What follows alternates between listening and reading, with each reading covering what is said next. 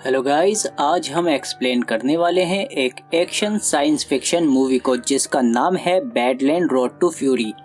Movie की शुरुआत में हमें एक सूखी जगह दिखाई जाती है और जेरोम बताता है कि उसने कभी भी इस जगह को हरा भरा नहीं देखा।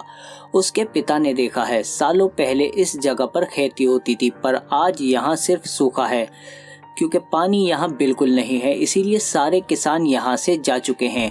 पर जेरोम और उसके पिता को लगता है कि ये जगह एक बार फिर से हरी भरी होगी। यहाँ लोग पानी के लिए एक दूसरे की जान ले लेते हैं। अगले सीन में हम देखते हैं कि चोर यहाँ चोरी करने की कोशिश करते हैं, पर जेरोम के पिता अर्नेस्ट उन्हें पकड़ लेते हैं और उन्हें शूट कर देते हैं। वो चोर यहाँ पुराना पानी का पंप चुराने आए थे। यहाँ पानी खत्म होने के बाद ये दोनों यहाँ से वाटरमैन के पास जाने लगते हैं। ये वो लोग होते हैं जो गवर्नमेंट से डील करके जमीन की गहराई से पानी निकालते हैं। अर्नेस्ट उनसे सामान के बदले पानी लेता है। अर्नेस्ट उससे कहता है कि तुम मेरे साथ मिलकर पानी निकालो। वाटरमैन बताता है कि तेरी इतनी औकात नहीं है कि मुझे पैसे दे सके।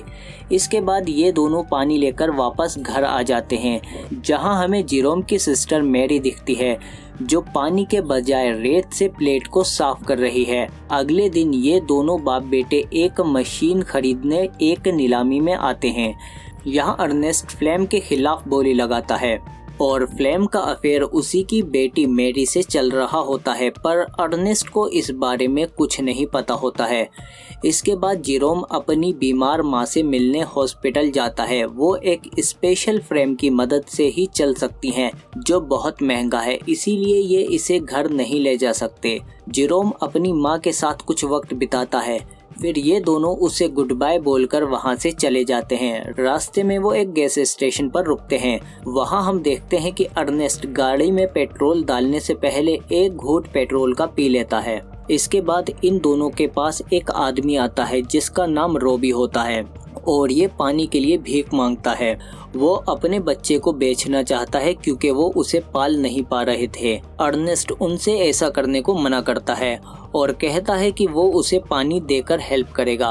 और उस आदमी को फ्लेम एंड मैरी के अफेयर के बारे में पता होता है और वो अर्नेस्ट को बता देता है। घर आकर अर्नेस्ट अपनी बेटी से पूछता है। मैरी गुस्से में अपने पिता पर चिल्लाती है और वहाँ से भागना चाहती है, पर अर्नेस्ट उसे पकड़कर बंद कर देता है।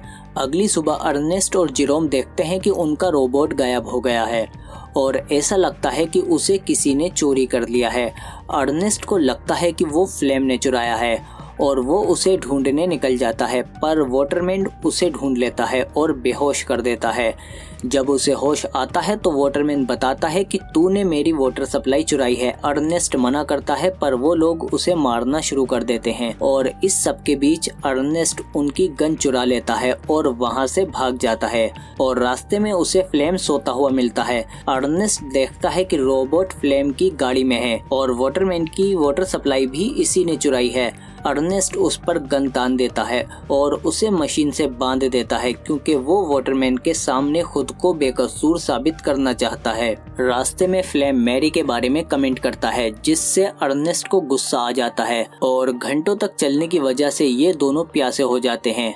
फ्लेम उसे वाटरमैन की सप्लाई का वाटर यूज करने को बोलता है। इसके बाद वो दोनों बैठकर पानी पी लेते हैं। फ्लेम अर्नेस्ट को मनाने की कोशिश करता है और बोलता है कि सारा पैसा हम आधा आधा कर लेंगे, बस मुझे छोड़ दो, पर अर्नेस्ट नहीं मानता। पर वो अब काफी कमजोर हो चुका है और फ्लेम ये बात समझ जाता है, इसीलिए वो उस पर पत्थर से अटैक कर देता है और अर्नेस्ट का सिर चट्टान से टकरा जाता है और वो नीचे गिर जाता है। इसके बाद फ्लेम उसे बांध देता है और मैरी को लेने के लिए अर्नेस्ट के घर आ जाता है और इधर अर्नेस्ट अभी तक घर नहीं पहुंचा है, इसलिए जेरोम उसे ढूंढने जाता है।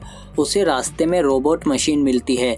इसके बाद वो वाटरमैन के पास जाता है तो वो उसे बताता है कि अर्नेस्ट मर चुका है और सबको लगता है कि उसे रोबोट ने मारा है। अगले दिन सब लोग अर्नेस्ट के फ्यूनरल में आते हैं और हॉस्पिटल में उसकी वाइफ भी बहुत रोती है और अब अर्नेस्ट की मौत के बाद फ्लेम फैमिली का मुखिया बन गया है। जेरोम रोबोट को मारता है क्योंकि वो समझता है कि उसके फादर को इसी ने मारा है। फ्लेम उसे शांत करता है और बताता है कि मैरी अब प्रेग्नेंट है और वो मेरे बच्चे की माँ बनने वाली है। जेरोम इन दोनों के रिलेशनशिप को एक्सेप्ट कर लेता है। अगले दिन फ्लेम वाटरमैन के पास जाता है और उससे अर्नेस्ट की जमीन पर वाटर सप्लाई भेजने को कहता है। वाटरमैन हंसता है और उससे कहता है कि तुमने ही अर्नेस्ट को मारा है। फिर फ्लेम भी उसे बताता है कि अर्नेस्ट की बॉडी में तुम्हारा चाकू मिला है, इससे साबित हो जाएगा कि उसे तुमने मारा है। इससे वो वाटरमैन को ब्लैकमेल करता है। वाटरमैन सप्लाई के लिए मान जाता है। वाटर सप्लाई के बाद सब लोग बहुत खुश हो जाते हैं। फ्लेम दिन रात मेहनत करके फिर से खेतों को हरा भरा कर लेता है। इसके बाद वो मेरी से शादी कर लेता है और ये सब अर्नेस्ट के घर में रहने लगते हैं। कुछ दिन बाद वहाँ बैंक के आदमी आते हैं और बताते हैं कि अर्नेस्ट ने बैंक से कुछ लोन लिया था। अगर पैसे नहीं दिए गए तो बैंक वाले उसकी प्रॉपर्टी ले लेंगे। इसके बाद पैसों के लिए वो रोबोट को लेकर उसी रोबी के पास जाता है, क्योंकि फ्लेम जानता है कि वो अपना बच्चा बेचना चाहता है और वो उसे अपने साथ ले जाता है। वहाँ जाकर रोबी को पता चलता है कि फ्लेम ने उसके बच्चे की डील कर ली है और वो लोग उसका बच्चा ले जाने लगते हैं। रोबी उन्हें रोकने की कोशिश करता है पर फ्लेम उसे पीछे से शूट कर देता है। इसके बाद वहाँ गोलियां चलनी शुरू हो जाती हैं। फ्लेम पैसे लेकर वहाँ से निकल जाता है और इस बीच रोबोट भी डैमेज हो जाता है, जिससे उसका ऑटो मोड एक्टिवेट हो जाता है और वो अपने मैन्युफैक्चरर के पास वापस चला जाता है। अगले दिन बच्चे को बेचकर जो पैसे आए थे उससे फ्लेम ने बैंक का कर्जा निपटा दिया। जेरोम को लगता है कि ये पैसे रोबोट बेच के आए हैं। इसके बाद हम देखते हैं कि रोबोट अपने मैन्युफैक्चरर के पास पहुंच गया है, जहां वो उस पर लगे नंबर से उसके मालिक की सारी डिटेल निकाल लेते हैं और जेरोम को बताते हैं कि आपकी मशीन हमारे पास आ गई है, यहाँ से ले जाओ। जेरोम शॉक हो जाता है क्योंकि उसे लगता है कि वो पैसे रोबोट बेच कर आए थे। फिर जेरोम फ्लेम को बिना बताए रोबोट के लिए कंपनी आ जाता है, जहां वो बताते हैं कि इस रोबोट की आंखें कैमरा हैं जो रिकॉर्डिंग भी करती हैं। और जब जेरोम रिकॉर्डिंग देखता है तो वो देखता है कि कैसे फ्लेम उसके पिता को मार रहा है। उस दिन फ्लेम ने उसके पिता को रोबोट से बांधकर उसमें वाटरमैन की डेस्टिनेशन सेट कर दी थी, जिसके बाद रोबोट अर्नेस्ट को घसीटता हुआ वहां से ले जाता है, जिससे अर्नेस्ट की मौत हो गई। अब जेरोम जान चुका है कि उसके पिता का कातिल फ्लेम है। अगले दिन जेरोम वापस घर आ जाता है पर वो फ्लेम को इस बारे में कुछ नहीं बताता। फिर जेरोम रोबी के नाम से फ्लेम को लेटर भेजता है, जिसमें लिखा होता है कि मैं तुम्हें वहीं मिलूंगा जहां तुमने अर्नेस्ट को मारा था। फ्लेम कंफ्यूज हो जाता है पर वो वहां जाने का डिसाइड करता है कि कहीं रोबी जिंदा तो नहीं है। इसके बाद वो मैरी को बताता है कि वो कुछ सामान बेचने जा रहा है। फिर फ्लेम वहीं जाकर रोबी को आवाज लगाता है जहां उसने अर्नेस्ट को मारा था। थोड़ा आगे जाने पर वो एक गड्ढे में गिर जाता है और उसकी टांग टूट जाती है। वो मदद के लिए जोर जोर से चिल्लाता है और फिर वहाँ जेरोम आ जाता है। उसे देखकर फ्लेम को राहत मिलती है और वो उससे कहता है कि मेरी मदद करो, मुझे यहाँ से बाहर निकालो।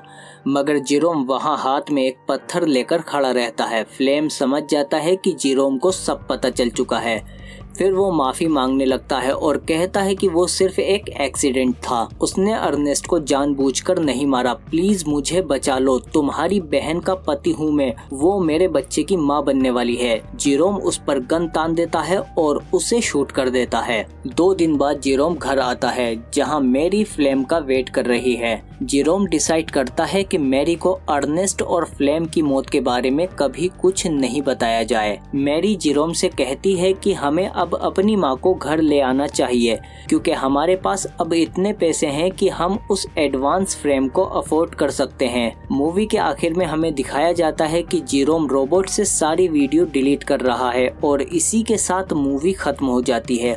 और अगर आपको ये वीडियो अच्छी लगी है तो लाइक करो इसे और सब्सक्राइब करो हमारे चैनल को, बेल आइकन दबा के नोटिफिकेशन ऑल पे भी क्लिक करो ताकि और भी अच्छी वीडियो मिलते रहे आपको।